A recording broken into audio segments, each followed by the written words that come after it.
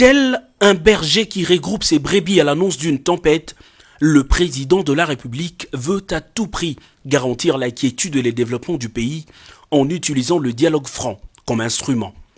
Dès 10 heures ce lundi, les premières délégations étaient déjà dans le mur du Palais de la Nation pour prendre part aux consultations annoncées par le garant de la Nation. La délégation de la Commission électorale nationale indépendante, conduite par Corneille Nangaa, est la première à être reçue par le chef de l'État, Félix-Antoine Tshisekedi Tshilombo. Après près d'une heure de discussion sans langue de bois, les voilà ressortir de la salle de réunion sans échapper à la vigilance de médias. Monsieur le Président, en cas de dissolution de l'Assemblée nationale, est-ce que la CENI est prête à organiser des élections anticipées et combien ça coûterait?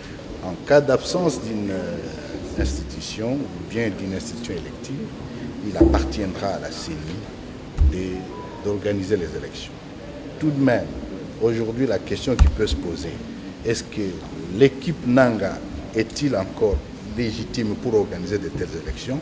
Ça fait aujourd'hui parmi les éléments du schéma critique préparatoire en disant il faut le plus rapidement possible désigner les nouveaux membres de la CENI qui vont faire les études et décliner les chiffres, par exemple, en disant ça coûterait autant. Les consultations vont alors se poursuivre avec le Conseil national de suivi des accords CNSA.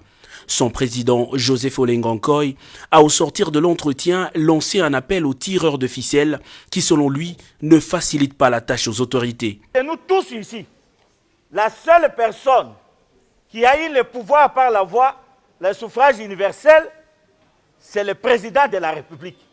Nous, notre rôle ici n'est pas de venir pour faire et dire les mensonges à celui qui a le destin du pays entre ses mains.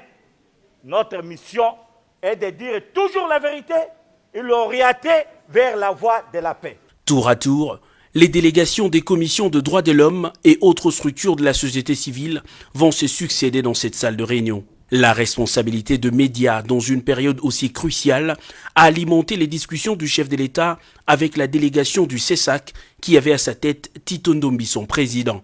Entre deux bureaux, Félix-Antoine Tshisekedi a également accordé un moment d'échange particulier à quelques personnalités du monde religieux.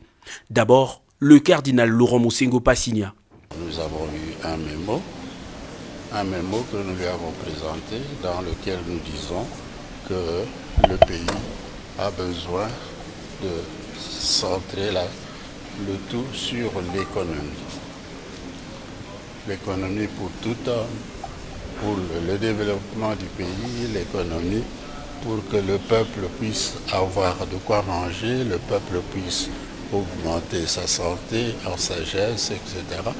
Et puis à la fin, nous avons commencé à répondre à ces questions.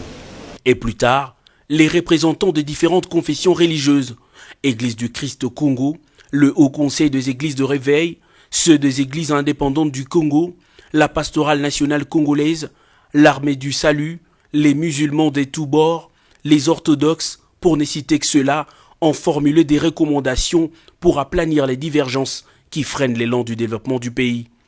La question électorale était aussi à l'ordre du jour des discussions entre le président de la République et le représentant de la Commission d'intégrité et médiation électorale. Des nombreuses structures comme celle de la société civile électorale et l'organisation du suivi du processus électoral ont eu également leur moment privilégié d'échange avec le chef de l'État. Les consultations ne font que commencer et pourtant le carnet des notes du président de la République est déjà presque rempli.